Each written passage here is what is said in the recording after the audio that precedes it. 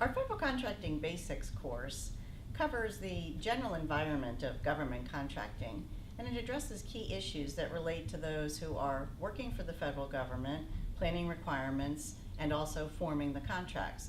It's also an excellent course for contractors and subcontractors who are trying to understand the environment of federal government contracting. The class provides a general overview of the principles of contracting, the key players, the roles and responsibilities, and it walks everybody through what we refer to as the overall acquisition process. We look at acquisition starting with the planning stage, moving into the development and release of the solicitation document. On the solicitation document, based upon the solicitation document, industry prepares their proposals.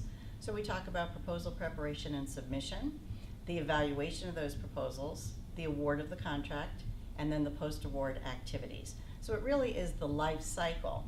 And it approaches this from a very business-like aspect of the analytical skills that go into developing all of the documentation, to thoroughly researching and collecting the proper clauses, terms, and conditions for the contract. It gets into the importance of the negotiating skills associated with contract formation and administration. It goes in a bit to some of the cost elements and the ability to build up costs and to evaluate costs.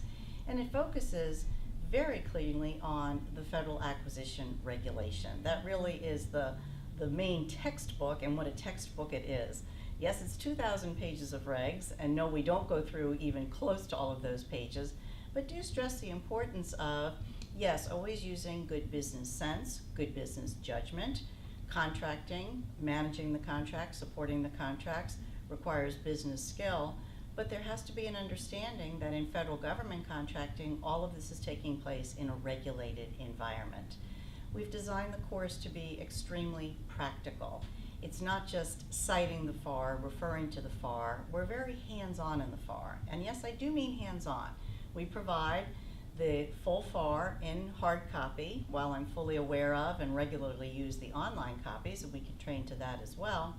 But to get an understanding of the organization and the structure of the regulations.